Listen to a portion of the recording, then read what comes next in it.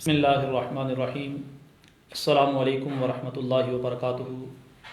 حلاوت ایمان پروگرام میں ایک مرتبہ پھر مبشر اقبال قادری حاضر خدمت ہے، اور آج ہم گفتگو کرنے جا رہے ہیں فلسفہ معراج کے متعلق، اور آج ہمارے مہمان بنے عظیم مذہبی اسکالر مولانا محمد نعیم بابر عطاری، اور میری اس جانب موجود ہیں مولانا فضل داد مدنی، ناظم تعلیمات جامعۃ المدینہ فیضان مدینہ گجرات۔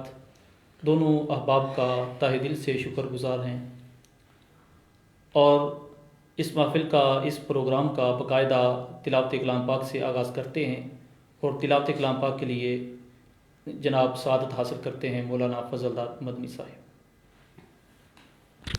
اعوذ باللہ من الشیطان الرجیم، بسم اللہ الرحمن الرحیم۔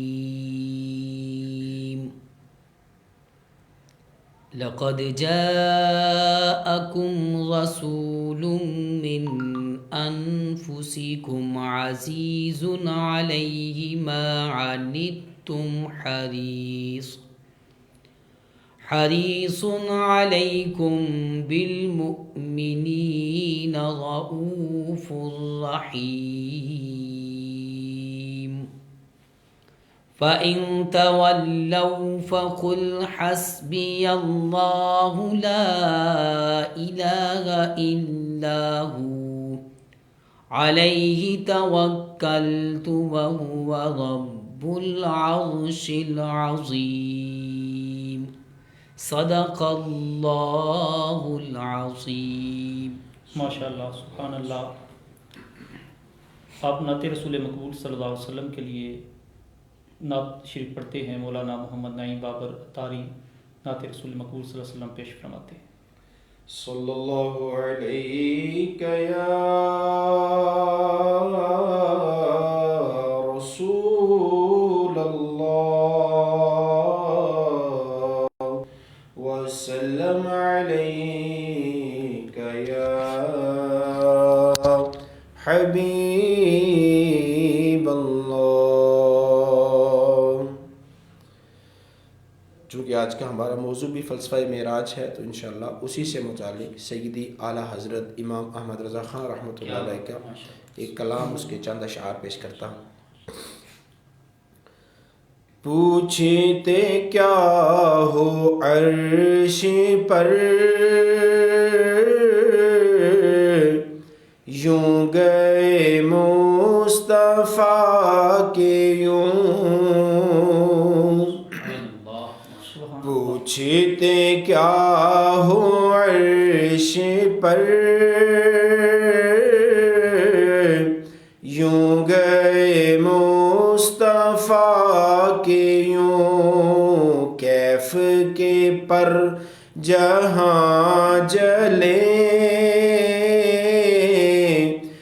کوئی بتائے کیا کہ یوں، کیف کے پر جہاں جلے، کوئی بتائے کیا کہ یوں، قصر دنا کے راز میں عقل تو گم ہے جیسی ہے،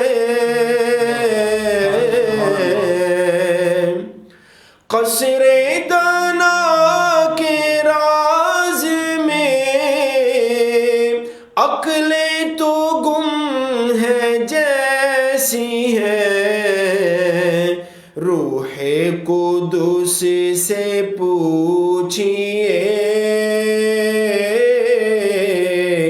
تم نے بھی کچھ سنا کہ یوں، روح قدس سے پوچھئے،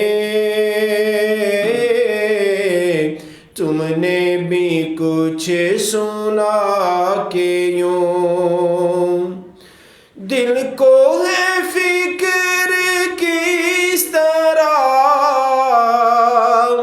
مردے جلاتے ہیں ہوں جلانا کہتے ہیں زندہ کرنا. دل کو ہے فکر کس طرح مردے جلاتے ہیں حضور، اے میں فدا لگا کر ایک ٹھوکر اسے بتا کے یوں پوچھتے کیا ہو عرش پر، یوں گئے مصطفیٰ کے یوں. ماشاء اللہ. ناظرین، جس طرح آپ کو علم ہے کہ یہ رجب المرجب کا مہینہ ہے اور اس مہینے میں مولائے کائنات حضرت علی کرم اللہ وجہ الکریم کی ولادت باسعادت بھی ہے، اور اس مہینے میں حضرت امام جعفر صادق رضی اللہ تعالی عنہ کا وصال بھی ہے، اور اسی مہینے میں حضرت امیر معاویہ رضی اللہ تعالی عنہ کا وصال مبارک بھی ہے، اور اسی مہینے کی 27 رجب المرجب کو کریم آقا علیہ الصلاۃ والسلام کو عظیم معجزہ معراج عطا ہوا. آج اسی معجزہ کے متعلق، فلسفہ معراج کے متعلق گفتگو کرنے کے لیے ہمارے مہمان حاضر ہیں. معراج کا ذکر قرآن مجید فرقان حمید کے اندر اللہ رب العزت فرماتا ہے، سبحان الذی اسریٰ بعبدہ لیلا من المسجد الحرام الی المسجد الاقصی الذی بارکنا حولہ لنریہ من آیاتنا انہ هو السمیع البصیر. پاک ہے وہ ذات جس نے اپنے بندہ خاص کو سیر کرائی لیلا من المسجد الحرام، رات کے کچھ حصے میں مسجد حرام سے مسجد اقصی تک، الذی بارکنا حولہ، وہ مسجد اقصی جس کے گرد ہم نے برکتیں رکھی ہیں تاکہ ہم اپنی نشانیاں دکھائیں. انہ هو السمیع البصیر، بے شک اللہ تعالی سننے والا دیکھنے والا ہے. ہماری آج کی گفتگو معراج مصطفیٰ صلی اللہ علیہ وسلم پر ہوگی. اور معراج کیا ہے؟ معراج میں ہمارے نبی علیہ الصلاۃ والسلام کو اللہ تبارک و تعالیٰ کی طرف سے کیا تحفہ ملا؟ معراج نبی علیہ الصلاۃ والسلام کو اللہ تبارک و تعالیٰ کا دیدار نصیب ہوا. معراج وہ ہے کہ جس میں نبی علیہ الصلاۃ والسلام نے تمام انبیاء کرام کی امامت کروائی، اور معراج وہ ہے جس میں امت کے لیے ایک عظیم تحفہ اللہ تبارک و تعالیٰ نے اپنے طالب و مطلوب آقا دو جہاں صلی اللہ علیہ وآلہ وسلم کو نماز کی صورت میں عطا کیا. اللہ کریم نے یہ ڈھیروں سارے جو برکتیں اور رحمتوں کا نزول نبی علیہ السلام پر کیا اور نبی علیہ السلام کے ذریعے امت پر کیا. آج اس کے متعلق گفتگو کرنی ہے، اور گفتگو کے لیے جس طرح میں نے پہلے آغاز میں تعارف کروایا ہے، عظیم مذہبی اسکالر مولانا محمد نعیم بابر عطاری دامت برکاتہم العالیہ انہوں نے وقت عطا فرمایا. پہلا سوال جناب کی بارگاہ میں یہ ہے کہ نبی علیہ الصلاۃ والسلام کو ہی معراج کیوں کروائی گئی، حالانکہ نبی علیہ الصلاۃ والسلام سے پہلے کم پیش 1,24,000 انبیاء کرام گزرے، کسی نبی کو یہ معجزہ نہیں ملا. ہر نبی کو اللہ تعالیٰ نے معجزات عطا فرمائے. اس کی کیا خصوصیت ہے کہ نبی علیہ الصلاۃ والسلام کو یہ معجزہ ملا؟ بسم اللہ الرحمن الرحیم. نبی کریم صلی اللہ علیہ وآلہ وسلم کو اللہ تبارک و تعالیٰ جل وعلا نے اپنی مخلوق میں سب سے افضل و اعلیٰ کیا. جو مرتبہ اللہ کے ہاں ہمارے نبی صلی اللہ علیہ وآلہ وسلم کا ہے وہ کسی اور نبی اور رسول کا بھی نہیں.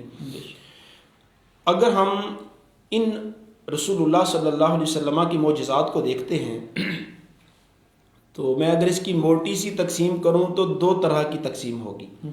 نمبر 1، نبی پاک صلی اللہ علیہ وسلم کے وہ معجزات کہ جو لوگوں کے مطالبہ پر یا لوگوں کی حاجت پر آپ صلی اللہ تعالیٰ علیہ وسلم سے ظاہر ہوئے. مثال کے طور پر صحابہ کو پانی چاہیے، رسول اللہ صلی اللہ علیہ وسلم نے ایک تھوڑے سے پانی والے پیالے میں ہاتھ رکھا تو انگلیوں سے پانی جاری ہو گیا.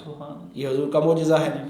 اسی طرح نبی پاک صلی اللہ تعالیٰ علیہ وسلم کو دودھ کی طلب ہے، پیاس ہے، کچھ پینا ہے، تو ایسی بکری کے جو مطلب جس نے بچے نہیں جنے، جو دودھ ابھی دینے کے قابل ہی نہیں ہے، لیکن رسول اللہ صلی اللہ علیہ وسلم کی بارگاہ میں جب اس لاغر بکری کو پیش کیا جاتا ہے تو آپ اس کے تھنوں پر جب ہاتھ پھیرتے ہیں تو تھنوں میں دودھ اتر آتا ہے، آپ دودھ جو ہے وہ دھوتے ہیں اور اس کو نوش فرماتے ہیں۔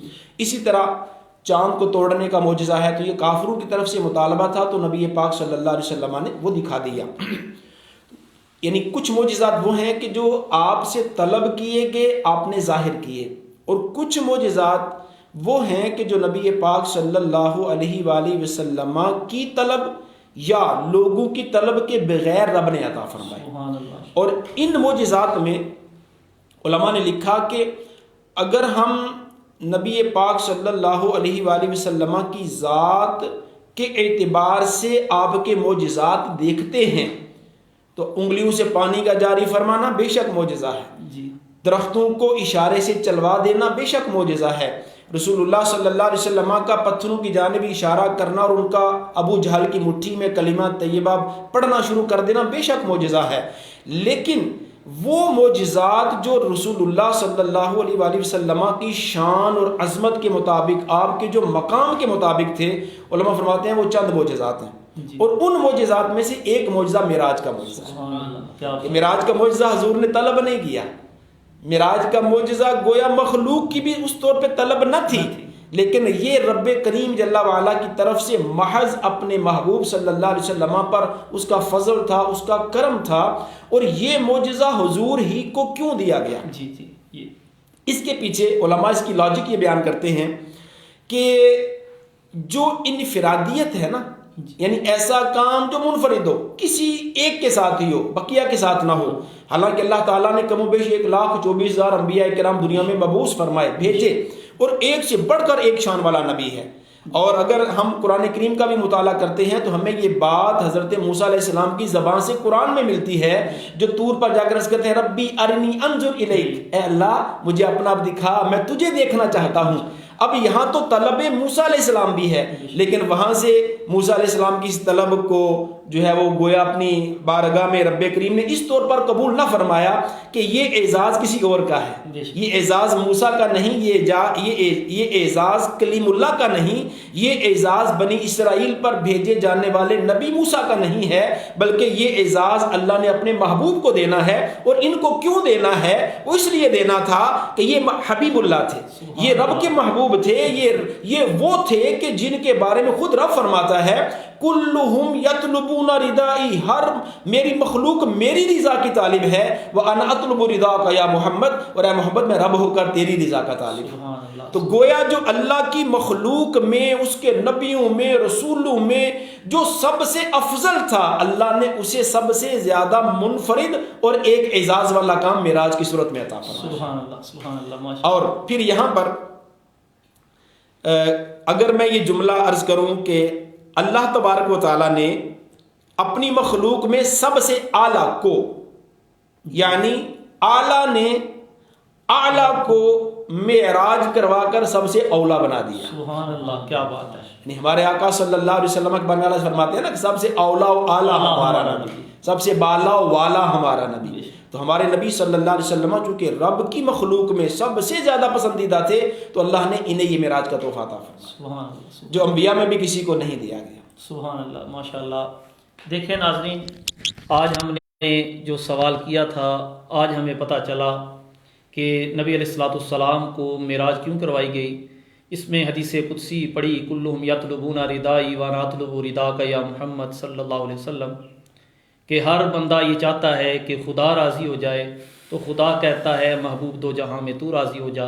اور اس میں استاد صاحب نے یہ بھی بیان کیا سب سے اولا ہو اعلیٰ ہمارا نبی، اس کی وضاحت فرمائی کہ کس طرح اعلیٰ کو اعلیٰ چیز عطا فرمائی اور اعلیٰ نے عطا فرمائی۔ یہ تمام چیزیں آج ہم نے استاد صاحب کی زبان سے سنی۔ اور دوسرا سوال بھی استاد صاحب کی بارگاہ میں یہ ہے کہ یہ معراج ہوا تو معراج کے اسباب کیا تھے؟ یعنی معراج اللہ تعالیٰ نے اپنے محبوب علیہ الصلوۃ والسلام کو کروائی، تو اس کے اسباب کیا بنے، کیا اسباب؟ جی، معراج چونکہ رسول اللہ صلی اللہ علیہ وسلم کے لیے ایک عظیم اللہ کی طرف سے انعام تھا، ایک اللہ کی طرف سے اکرام تھا، اور بظاہر تو معراج جو ہے یہ حضور صلی اللہ علیہ وسلم کا ایک معجزہ ہے، لیکن جب ہم اس کے اندر کی چیزوں کو دیکھتے ہیں، نبی پاک علیہ السلام کا مکہ المکرمہ سے بیت المقدس جانا، پھر وہاں جانے کے درمیان بیچ میں چیزوں کو ملاحظہ فرمانا، پھر ادھر سے انبیاء کی امامت، پھر پہلا آسمان، دوسرا آسمان، تیسرا آسمان، حتیٰ کہ سدرۃ المنتہا، حتیٰ کہ اللہ کے عرش پر آپ کا جو ہے وہ جانا، رب کریم سے ہم کلامیاں، یہ گویا سارے کے سارے رسول اللہ صلی اللہ علیہ وسلم کے معجزات ہی ہیں۔ بے شک یعنی جس طرح ہم مفتی احمد یار خان نعیمی رحمۃ اللہ علیہ نے بڑی پیاری بات لکھی، آپ فرماتے ہیں کہ قرآن نبی پاک علیہ السلام کا بظاہر تو ایک معجزہ ہے، جی، لیکن در حقیقت قرآن کا ہر پارہ، قرآن کی ہر سورت، قرآن کی ہر آیت رسول اللہ کا معجزہ ہے۔ آپ فرماتے ہیں یہ معجزہ قرآن گویا نبی پاک علیہ السلام کے 6666 معجزات پر مشتمل ہے، کیونکہ قرآن پاک کی کم و بیش جو مشہور آیات بیان کی جاتی ہیں وہ 6666۔ تو اسی طرح اب اللہ تبارک و تعالیٰ نے جب محبوب کریم علیہ السلام کو معراج کروائی تو آخر معراج کروانے کا سبب کیا ہے؟ اس میں علماء کرام نے بہت سارے اس کے اسباب بیان فرمائے، ان میں سے میں چند عرض کروں گا چونکہ وقت اپنے اندر اتنی گنجائش نہیں رکھتا کہ ہم اس کو تفصیل سے بیان کر سکیں۔ ان معجزات میں سے ایک جو سبب تھا رسول اللہ صلی اللہ علیہ وسلم کو معراج کروانے کا، وہ آپ کی عظمت کا اظہار رب کرنا چاہتا تھا کہ اب ہمارے آقا مکہ المکرمہ میں پیدا ہوئے تو مکے والوں نے آپ کی جو ہے وہ فضیلتوں کو دیکھا، عظمتوں کو دیکھا، پھر آپ مدینہ المنورہ آئے تو گویا مدینے والوں پر اس کا اظہار ہوا۔ اب جو انبیاء پہلے گزر چکے، اللہ تبارک و تعالیٰ ان پر بھی اپنے محبوب کی عظمت کا اظہار کرنا چاہتا تھا، تو جب میرے آقا علیہ السلام نے بیت المقدس حاضر ہو کر انبیاء کی امامت فرمائی تو ان انبیاء پر حضور کی عظمت کا اظہار ہوا۔ اور جب رسول اللہ صلی اللہ تعالیٰ علیہ وسلم آسمانوں کی سیر کی جانب بڑھتے ہیں اور بیت المعمور کے پاس سے آپ کا گزر ہوتا ہے جو ساتوں آسمانوں سے اوپر ہے، اور بیت المعمور جو ہے یہ گویا آسمان کی جو مخلوق فرشتے ہیں اللہ نے ان کے لیے قبلہ بیت المعمور رکھا ہے جو کہ ساتویں آسمان پر ہے، تو میرے آقا علیہ السلام کا جب وہاں سے گزر ہوتا ہے تو بیت المعمور میں آپ صلی اللہ علیہ وسلم نے فرشتوں کی امامت فرمائی۔ تو یہاں زمین میں بیت المقدس میں نبیوں کی امامت ہوئی تو اللہ نے محبوب کی عظمت کا اظہار نبیوں پر کر دیا، اور جب میرے آقا صلی اللہ علیہ وسلم بیت المعمور میں فرشتوں کی امامت فرماتے ہیں تو وہاں پر گویا فرشتوں کے سامنے اللہ تعالیٰ نے اپنے محبوب کی عظمت کا اظہار فرمایا۔ تو ایک سبب علماء یہ بیان فرماتے ہیں کہ رسول اللہ صلی اللہ علیہ وسلم کو معراج کروائے جانے کا ایک سبب یہ ہے کہ رب اپنے محبوب کی عظمت کا اظہار کرنا چاہتا ہے، ساری مخلوق فرشتوں پر بھی انسانوں پر بھی۔ بڑی پیاری بات۔ ایک سبب میں نے پڑھا تھا بڑا خوبصورت ہے، وہ فرماتے ہیں کہ جتنے بھی انبیاء کرام علیہ السلام دنیا میں تشریف لائے ہیں کسی نے بھی اللہ تبارک و تعالیٰ کو دیکھا نہیں ہے، بغیر دیکھے انہوں نے اللہ تعالیٰ کی توحید کا اعلان کیا، اور جبریل علیہ السلام سے سن کر اللہ تعالیٰ کی توحید کا اعلان کیا۔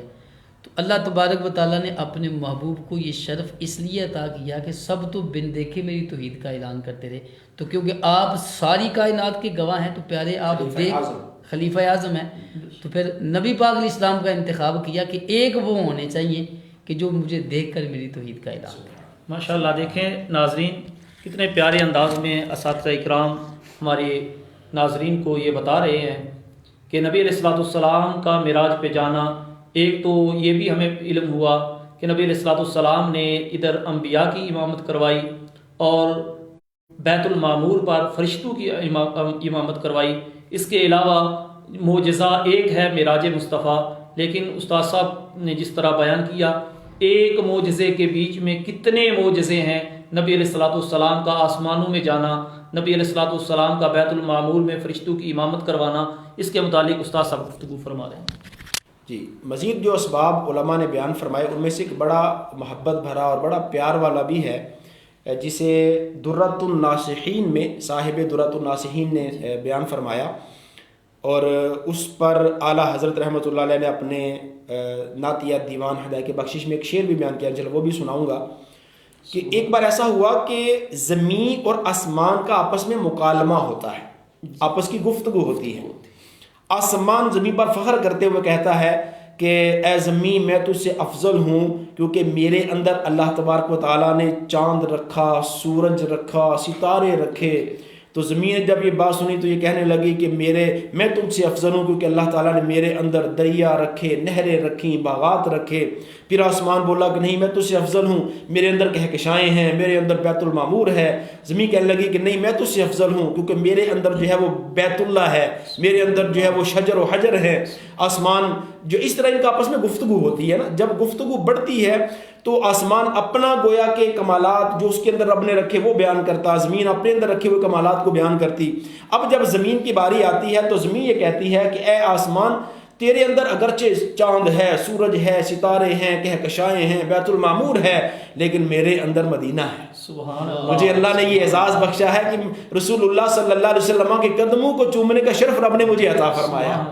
اب جب آسمان نے زمین کے گویا اس تانے کو سنا نا تو اس نے رب کی بارگاہ میں عرض کی کہ مالک زمین کا بھی تو مالک ہے، میرا بھی تو مالک ہے. جس طرح تو نے اس زمین کو اپنے محبوب کے قدموں سے شرف عطا فرمایا، انہیں میرے اندر بھی بولا تاکہ میں بھی ان کے قدموں کو چوم کر اس عظمت کو پا سکوں. تو یوں اللہ تبارک و تعالیٰ نے گویا آسمان کی خواہش پر رب کریم نے اپنے محبوب کو جو ہے وہ معراج کا تحفہ عطا فرمایا. اور یہ جو میں نے مکالمہ عرض کیا اعلیٰ حضرت رحمۃ اللہ علیہ اس کو بڑے خوبصورت انداز میں اور محبت اور عشق والے انداز میں بیان کرتے ہیں. اب فرماتے ہیں جب گویا زمین یہ کہہ رہی تھی اے آسمان تیرے اندر جو کچھ بھی ہے سو ہے، لیکن میرے اندر مدینہ ہے، میرے اندر حضور صلی اللہ علیہ وسلم کی ذات تشریف فرما ہے. تو آسمان نے جب یہ تانا سنا تو اس کی کمر ٹیڑھی ہو گئی. آسمان کی کمر گویا ٹیڑھی ہوگی. اب کمر آسمان کی ٹیڑھی کیسے ہے؟ اعلیٰ گویا اپنے شعر میں اس طور پر ہمیں سمجھاتے ہیں کہ جب بندہ زمین پر کھڑے ہو کر میدانی علاقے میں جب دور آسمان کو دیکھتا ہے تو اسے آسمان زمین کی جانب جھکا ہوا محسوس ہوتا ہے، زمین سے ملتا ہوا محسوس ہوتا ہے. تو گویا وہ آسمان کی کمر زمین کے ستانے پر ٹیڑھی ہو گئی. اعلیٰ حضرت فرماتے ہیں خم ہو گئی پشت فلک اس تانے زمین سے. خم یعنی ٹیڑھی ہو گئی، خم ہو گئی پشت فلک اس تانے زمین سے، سن ہم پہ مدینہ ہے وہ رتبہ ہے ہمارا. سبحان اللہ. ایک سبب علماء نے یہ بھی بیان فرمایا کہ زمین و آسمان کے مکالمے پر آسمان کی خواہش اللہ تعالیٰ نے پوری فرمائی اور اپنے محبوب کو جب آسمانوں میں بلا کر گویا آسمان کی اس طلب کو رب نے پورا فرمایا. اسی طرح ایک اور سبب جو بیان کیا جاتا ہے اور اس میں بھی نبی پاک صلی اللہ علیہ وسلم کی بڑی عظمت کا اظہار ہے. رب کے ہاں آپ کا مرتبہ کیسا ہے، مقام کیسا ہے. آج تو لوگ دیدہ درہنی اور زبان درازیاں کرتے ہیں اولیاء پر، صحابہ پر، اہل بیت اطہار پر، حتیٰ کہ انبیاء پر بول جاتے ہیں کہ نبی بھی بشر ہیں، نبی بھی انسان ہیں، یہ کچھ نہیں کر سکتے، بس جو کرتا ہے اللہ ہی کرتا ہے. بے شک مسلمان کا یہ ایمان ہے کہ ہر کچھ جو اس زمین آسمان میں ہو رہا ہے وہ رب کریم ہی کی طرف سے ہے، لیکن اللہ تبارک و تعالیٰ نے آگے اسباب رکھے ہوئے ہیں. بارشیں برسانا حقیقت میں رب کا کام ہے، لیکن اللہ قرآن میں فرماتا ہے کہ میں نے بادلوں پر فرشتوں کو مقرر کر رکھا ہے. کسی کو مارنا یہ حقیقتاً رب کا کام ہے، لیکن روح قبض کرنے پر اللہ تعالیٰ نے حضرت اسرائیل علیہ السلام کو مقرر فرما رکھا ہے. اور رب خود فرماتا ہے کل یتوفاکم ملک الموت الذی وکل بکم، کہ محبوب آپ فرما دیجئے کہ تم پر ہم نے ملک الموت کو مقرر کیا جو تمہیں موت دیتا ہے. تو اب رسول اللہ صلی اللہ علیہ وآلہ وسلم کی اللہ کے ہاں جو عظمت ہے، جو فضیلت ہے، وہ کتنی کمال کی ہے کہ رسول اللہ صلی اللہ علیہ وسلم کو معراج کروائے جانے کا ایک سبب جو علماء نے بیان کیا وہ یہ تھا کہ معراج والا سال حضور پر غموں والا سال تھا. عام الحزن جسے عربی میں کہا جاتا ہے، غم والا سال. اب وہ غم کیا تھے کہ رسول اللہ صلی اللہ علیہ وسلم پر کافروں کی جانب سے مظالم کی شدت ہے. جو آپ صلی اللہ علیہ وسلم کا اعلان نبوت کا عرصہ بڑھتا جاتا ہے کافروں کے ظلم بڑھتے جاتے ہیں، حتیٰ کہ شیب ابی طالب میں آپ کو 3 سال جو ہے وہ کافروں نے آپ سے بائیکاٹ کیا. تمام مسلمان آپ کے ساتھ رہے اور اس کی جو صعوبتیں جو تکالیف بیان کی جاتی ہیں حدیث کے اندر وہ اس سے جو ہے وہ بندے کے جسم پر جھجری طاری ہو جاتی ہے کہ صحابہ جو ہے وہ درختوں کے پتے کھا کھا کے گزارا کر رہے تھے. چمڑے کو جو ہے وہ پیس کر اس کا پاؤڈر بنا کر پانی میں ڈال کر اپنے جو ہے وہ بھوک اور پیاس کو مٹایا کرتے تھے. رسول اللہ علیہ السلام پر غم کا سال آیا. اسی سال آپ کے چچا ابو طالب کا انتقال ہوا. یہ آپ کے لیے غم کی بات تھی. حضرت سیدہ خدیجہ الکبریٰ رضی اللہ تعالی عنہا کا اس سال میں وصال ہوا. یہ حضور کے لیے ایک غم کی بات تھی کہ یہ آپ کی وہ زوجہ محترمہ تھیں کہ جب نبی پاک علیہ السلام کہ یہ عقد نکاح میں آتی ہیں، ان کی زندگی کے ایام گزرتے ہیں، جب ان کی وفات کا وقت قریب آتا ہے تو اپنی بیٹی کو کہتی ہیں کہ جا کر اپنے بابا جان کو بلاؤ. نبی پاک علیہ السلام جب حضور ان کے پاس آئے تو فرمایا اے خدیجہ کیا بات ہے؟ تو عرض کیا کہ حضور میری خواہش ہے کہ اگر میں مر جاؤں تو آپ کے جو بدن پر جو آپ کپڑے استعمال فرماتے ہیں، چادر استعمال فرماتے ہیں، مجھے کفن میں دے دی جائے. تو نبی کریم علیہ السلام فرماتے ہیں کہ لو اردتی جلدی لآتیتکی، میں خدیجہ تو مجھ سے میرا صرف یہ چادر مانگتی ہے، اگر آج تو مجھ سے میرے جسم کی جلد مانگے تو میں وہ بھی میں دے دوں گا. یعنی اتنی پیاری زوجہ تھیں، اتنا جن کے مال کے ذریعے اللہ تعالیٰ نے جو ہے وہ مطلب بڑی برکتیں ظاہر فرمائیں، اسلام ان کے مال کے ذریعے سے پھیلا. حضور کے لیے اپنا مال سارا جو ہے وہ پیش کر دیا. جب ان کا انتقال ہوا حضور اور زیادہ غمگین ہوئے، تو گویا غم پر غم کی صورت تھی، اور رب کریم جل وعلا نے اس غم والے سال میں حضور کو معراج عطا فرمائی کہ ہو ہمارا محبوب اور غمگین، ہو ہمارا محبوب اور پریشان. تو اللہ تعالیٰ نے وہ 70,000 فرشتوں کی بارات حضرت سیدنا جبرائیل علیہ السلام کے ساتھ جو ہے وہ ان کو بھیجا، اور آ کر پھر حضور کو معراج کا جو مجدہ سنایا تاکہ محبوب کے غم غلط ہو جائیں، محبوب کے جو پریشانیاں ہیں وہ دور ہو جائیں. تو یوں عام الحزن کے اندر جو حضور کو غم ملے، ان غموں کو دور کرنے کے لیے اللہ نے معراج کا تحفہ حضور کو عطا فرمایا. سبحان اللہ، ماشاء اللہ.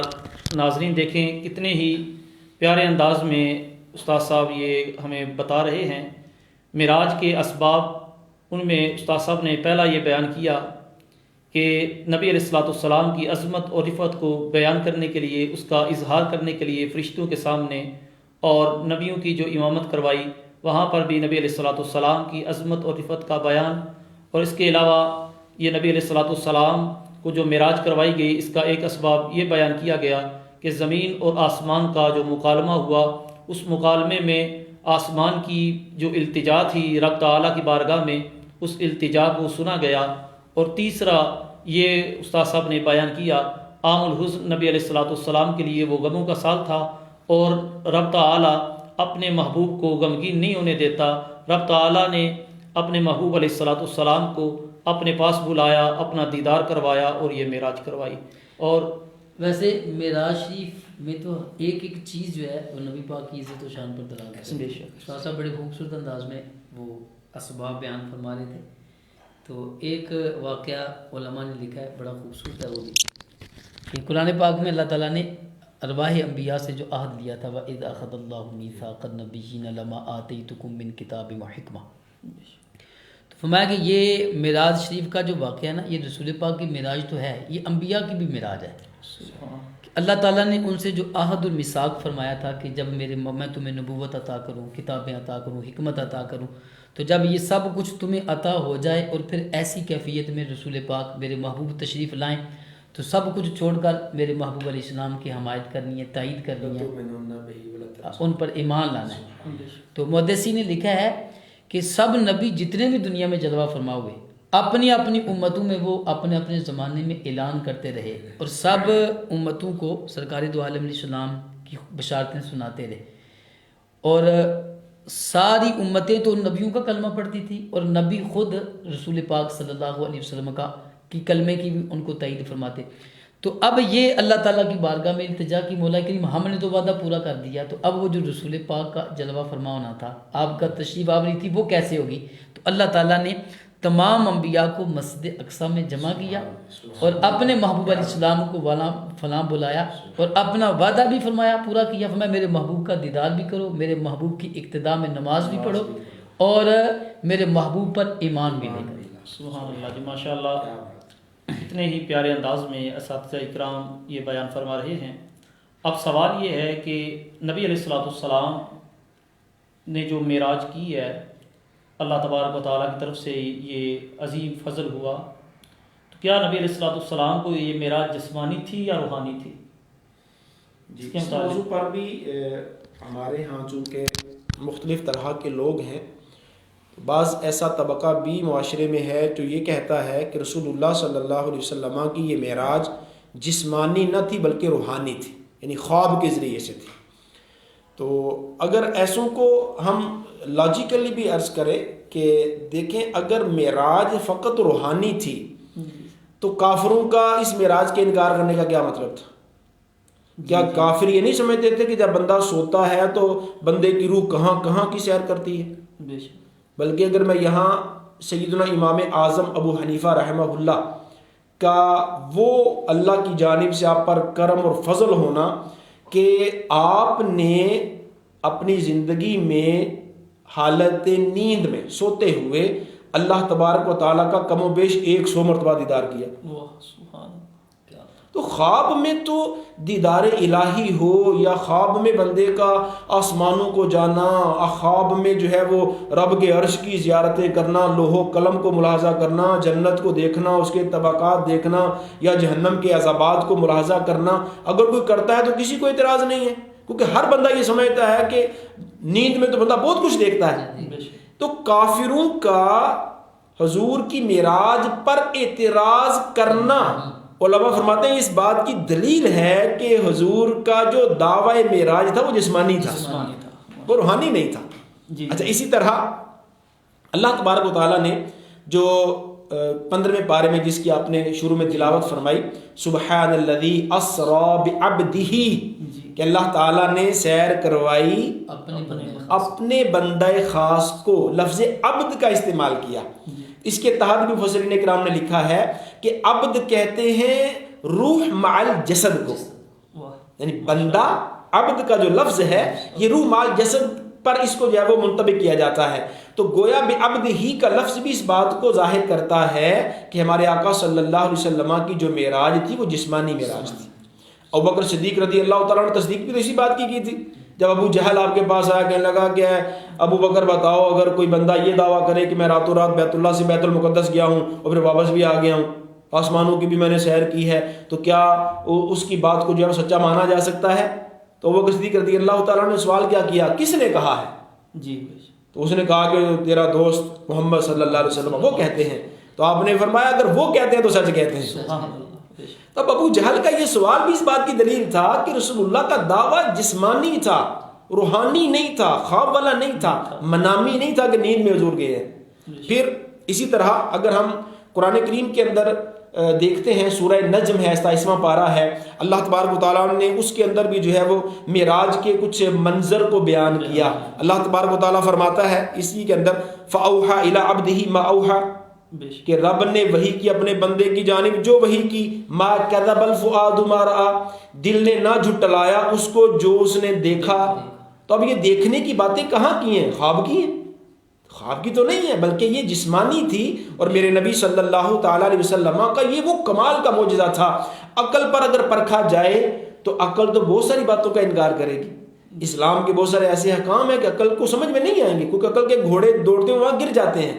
تو اسلام نام ہی اسی چیز کا ہے کہ جو رب نے فرمایا عقل میں آئے نہ آئے تسلیم کرنا ہے، جو رسول اللہ صلی اللہ علیہ وسلم نے فرمایا عقل میں آئے نہ آئے تسلیم کرنا ہے. اس پر میں موٹی سی ایک مثال دوں گا، قرآن سے مثال دوں گا، تاکہ ہمارے ناظرین میں سے اگر کسی کے ذہن میں یہ اشکال آئے کہ بھائی یہ کیسے ہو سکتا ہے جی کہ جسم اتنی سپیڈ سے جائے واپس آئے اتنا کچھ دیکھے بھی.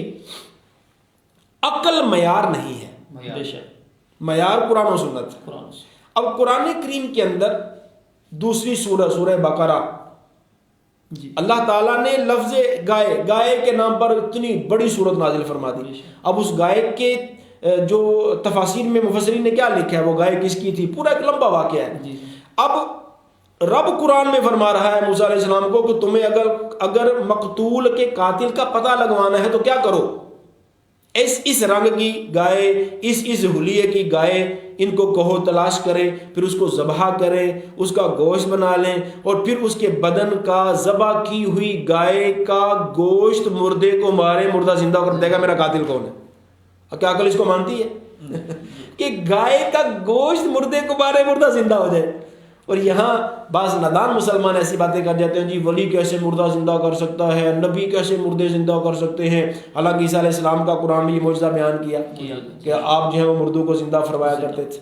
لوگ گھروں میں کیا ذخیرہ کرتے ہیں حضرت عیسیٰ علیہ السلام ان کو بتا دیا کرتے تھے، مادرزاد اندھے کو آپ شفا دے دیا کرتے تھے، کوہڑی کے مرض والے کو آپ شفا دیا کرتے تھے۔ تو یہاں فرق صرف حقیقت اور مجاز کا ہے۔ اللہ تعالیٰ کا کرنا وہ حقیقی کرنا ہے، اور ان لوگوں کا کرنا چاہے ولی ہوں چاہے نبی ہوں اللہ کے برگزیدہ بندے ہوں، ان کا کرنا اللہ کی عطا سے کرنا ہے۔ اگر گائے مردہ گائے اس کا گوشت مردہ زندہ کر سکتا ہے تو اللہ کا ولی مردہ زندہ نہیں کر سکتا، اللہ کا نبی مردہ زندہ نہیں کر سکتا۔ رسول اللہ صلی اللہ علیہ وسلم کی معراج پر باقاعدہ علماء نے زبردست انداز میں پورے اس ٹاپک پر جو ہے وہ کتابیں لکھی ہوئی ہیں کہ رسول اللہ علیہ وسلم کی معراج یہ جسمانی معراج تھی، روحانی معراج نہ تھی۔ اور پھر مزے کی بات اس میں یہ ہے کہ ہمارے ناظرین کے لیے بھی یہ معلوماتی بات ہوگی کہ عوام میں تو شاید یہ مشہور ہے کہ ایک ہی حضور کو معراج ہوئی ہے، جبکہ علماء نے اس کی تصریح فرمائی ہے، واضح طور پر بیان کیا ہے کہ رسول اللہ صلی اللہ علیہ وسلم کو کم و بیش 34 مرتبہ معراج ہوئی ہے، 34 بار حضور کو معراج ہوئی ہے۔ اب اس میں معراج ہر ایک کا وہ انداز مختلف تھا، حضور پر نوازشات مختلف تھیں۔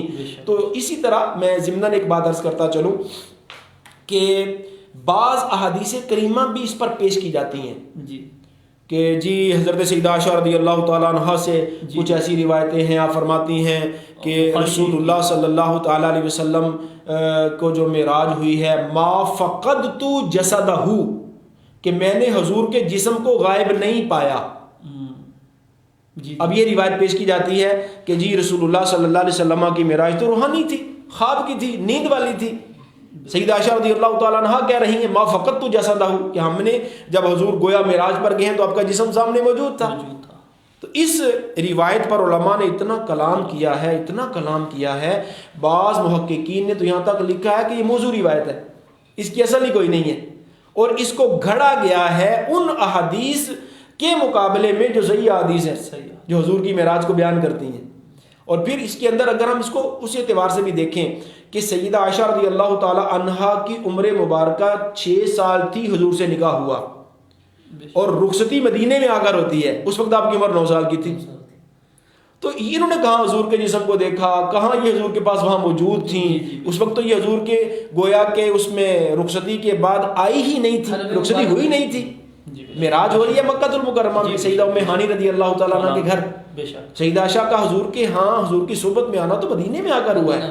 تو لہٰذا یہ جو روایت پیش کی جاتی ہیں، اس طرح کی روایت، بعض روایتیں من گھڑت ہیں اور بعض روایتوں کے اندر جو ہے علماء نے ٹھیک ٹھاک کلام کیا ان کے راویوں پر کہ یہ قابل جو ہے نا حجت نہیں ہے، اور جو قابل حجت ہیں، جو اتھینٹک ہیں، اپنے فن کے اعتبار سے مضبوط سند کی وہ روایتیں ہیں، اس پر علماء نے اس کے یہ جوابات دیے کہ رسول اللہ علیہ السلام کی معراج ایک تو ہے ہی نہیں، آپ کی 34 بار معراج ہے۔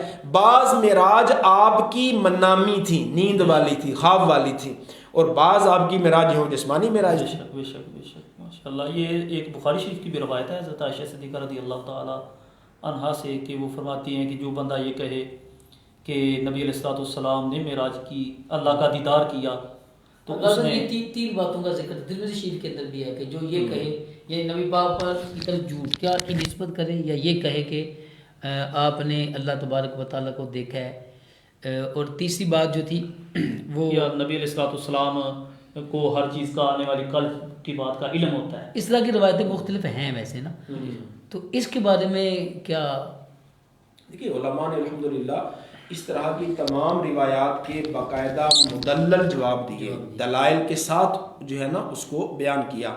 یہاں میں ایک اصولی بات عرض کروں گا، چونکہ ہم ظاہر ہے اگر حدیث کے جوابات کی طرف آتے ہیں تو اس طرح اور بھی کئی ایسی حدیث آئیں گی کہ جو اس واقعے کے معارض ہوں گی، اس واقعے سے ٹکرانے والی ہوں گی، تو ایک ایک آیت کا یا ایک ایک حدیث کا جواب دینا وہ تو ظاہر ہے آپ ہی سمجھتے ہیں، وقت ہمارے پاس اتنا نہیں ہے۔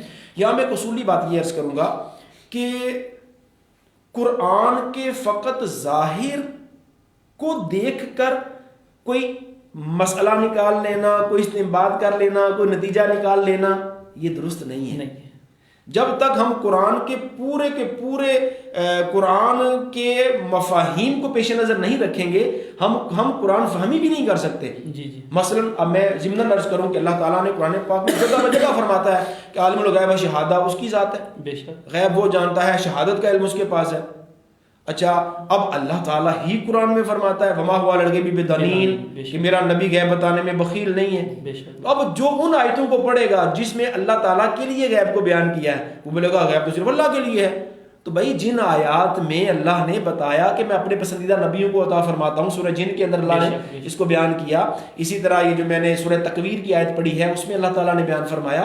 اب جب وہ پورے قرآن کے جو ہے نا ذخیرے کو سامنے نہیں رکھے گا تو وہ درست انداز میں قرآن بھی نہیں سمجھ سکتا. اسی طرح حدیث کا معاملہ ہے کہ ایک حدیث کو لے کر آپ بولو جی یوں ہے، بھیا اس کے مد مقابل بھی حدیث دیکھیں. تو یوں قرآن سمجھنا ہے تو پورے قرآن، حدیث سمجھنی ہے تو ذخیرہ حدیث پر نظر ہونی چاہیے. ایک ایک حدیث کو یا ایک ایک آیت کو لے کر بندہ اپنا عقیدہ نہیں اس طرح بنا سکتا جب تک کہ اس کا اس پورے کے پورے جو ہے نا وہ ذخیرے پر نظر نہ ہو. اس لیے جو ہمارے بالخصوص ہمارے ناظرین ہیں، میں ان کو عرض کروں گا کہ اپنے علماء کے پیچھے پیچھے چلتے رہیں. علماء جس انداز میں ہماری شرعی رہنمائی کریں اب اس رہنمائی کی روشنی میں چلیں. ہمارا مقصد جنت جانا ہے، ہمارا مقصد دنیا میں کوئی محقق بننا نہیں ہے، جنت ہمارا مقصود ہے، رب کی رضا ہمارا مقصود ہے. لہٰذا اپنے علماء کے پیچھے ماشاءاللہ مفتی مبشر صاحب ہیں، مفتی مولانا جو ہے فضل داد مدنی صاحب تشریف فرما ہیں. تو اس طرح کے اپنے جو اوتھینٹک ہمارے سنی علماء ہیں، مضبوط علماء ہیں، ان کے پیچھے آپ اللہ کی رحمت سے آنکھیں بند کر کے چلتے رہیں گے تو اللہ نے چاہا تو داخل جنت ہو جائیں گے. ویسے ایک اصولی بات استاد صاحب بڑی قابل توجہ ہے، آپ نے ماشاءاللہ جو 3-4 جوابات دیے کہ ایک طرف محدثین نے یہ بھی اس کی اصلاح کیا کہ ایک طرف سیدنا عائشہ صدیقہ رضی اللہ تعالی عنہا کا قول ہے جی، اور ایک طرف اکابر صحابہ کا قول ہے. حضرت عبداللہ بن عباس، حضرت عبداللہ بن عباس ہیں، حضرت سیدنا صدیق اکبر ہیں، عبداللہ بن عمر ہیں، حضرت انس بن مالک رضی اللہ تعالی. اور پھر تعجب کی بات یہ ہے کہ دونوں روایتیں بخاری میں موجود ہیں، بے شک، اور دونوں طرح کی اور مختلف مقامات پر. اسی طرح مسلم شریف کے اندر بھی بڑی تفصیل کے ساتھ نبی پاک علیہ السلام کے معراج کا واقعہ قرآن پاک میں تو مسجد اقصیٰ تک کا بیان ہوا ہے نا، اور بخاری شریف کے اندر تو آگے تک ہے اور مسلم شریف کے اندر آگے تک. تو ویسے اصول بھی یہی بنتا ہے کہ ایک طرف سیدہ رضی ام المومنین رضی اللہ تعالی عنہا کا قول ہے اور ایک طرف اکابر صحابہ کے، بلکہ اکثر جمہور صحابہ کے اس میں بھی نا صحابہ کرام رضوان اللہ علیہم اجمعین نے نبی علیہ السلام کا فرمان نقل کیا ہے.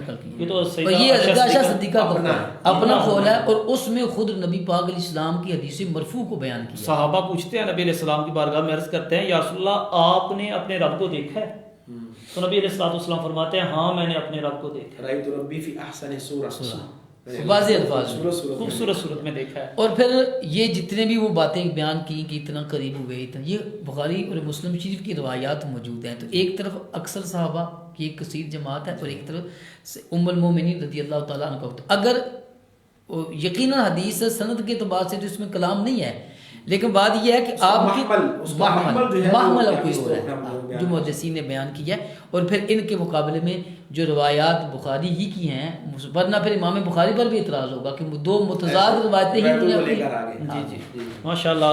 آج کے ہمارے پروگرام میں ناظرین نے سنا معراج کا فلسفہ کیا ہے، معراج کے اسباب کیا ہیں، نبی علیہ السلام کو معراج جسمانی ہوا تھا یا روحانی، اس کے متعلق گفتگو ہوئی. تو استاد صاحب نے بڑے پیارے انداز میں قرآن کی ایک آیت جو پڑھی سبحان الذی اسریٰ بعبدہ میں عبد کے بارے میں بتایا کہ عبد بولا جاتا ہے روح مع الجسد کو، جب یہ دونوں شامل ہوں تب عبد بولا جاتا ہے. اور اس کے علاوہ عقلی دلائل کے ذریعے بھی استاد صاحب نے بتایا. اور معجزہ ہوتا ہی وہ ہے جو خارق عادت ہو، جو بندوں کی سمجھ میں نہ آ سکے، جہاں عقل کی انتہا ختم ہو جائے وہاں معجزے کا آغاز ہوتا ہے. تو آج ہم نے اس کے متعلق گفتگو سنی ہے، بڑی ہی کرم نوازی فرمائی اساتذہ کرام نے. اور اب ایک سوال آیا ہے، اس سوال کا جواب اگر استاد صاحب کوئی ارشاد فرما دیں. سوال یہ آیا ہے کہ موسیٰ علیہ السلام کوہ طور پہ گئے، 9 بار انہوں نے جو یہ رب کی بارگاہ میں عرض کیا کہ اے اللہ میں تجھے دیکھنا چاہتا ہوں، بار بار تکرار ہوا، تو اس کی کیا حکمت ہے؟ تو اس میں میرے ذہن کے اندر اگر تائید ہو جائے تو یہ علماء بیان کرتے ہیں کہ اس میں حکمت یہ ہے کہ جب رب تعالیٰ نے 9 بار وہاں پہ موسیٰ علیہ السلام نے عرض کیا تو وہ نبی علیہ السلام جب 9 بار واپس آئے معراج سے حضرت موسیٰ علیہ السلام کی بارگاہ میں، تو وہ 9 بار جو موسیٰ علیہ السلام نے عرض کیا تھا کوہ طور پہ، تو اس کا وہ صلہ دیدار مصطفیٰ. ٹھیک ہے، میرے ذہن کے اندر یہ ہے. اور اس میں علماء بھی، میں نے کئی مرتبہ یہ گفتگو سنی بھی ہے، علماء یہی بیان کرتے ہیں کہ 9 مرتبہ جانے کا کوہ طور میں سوال کرنے کی وجہ اور اس کا صلہ اللہ تبارک و تعالیٰ نے حضرت موسیٰ علیہ السلام کو دیدار مصطفیٰ کی شکل میں دیا، اور 9 مرتبہ یہ نماز کا تحفہ وہی سے ملا جو حضرت موسیٰ علیہ السلام نے اللہ تبارک و تعالیٰ کی بارگاہ میں بار بار نبی علیہ السلام کو بھیجتے رہے، کہتے رہے کہ آپ کی امت یہ نمازیں اتنی نہیں ادا کر سکے گی. اللہ کریم کی بارگاہ میں دعا ہے اللہ تعالیٰ ہمیں بھی معجزہ مصطفیٰ صلی اللہ علیہ وسلم کے صدقے ہمیں بھی صحیح طرح نماز پڑھنے کی توفیق عطا فرمائے. آپ انہی گفتگو پہ دیجیے اجازت. اللہ حافظ.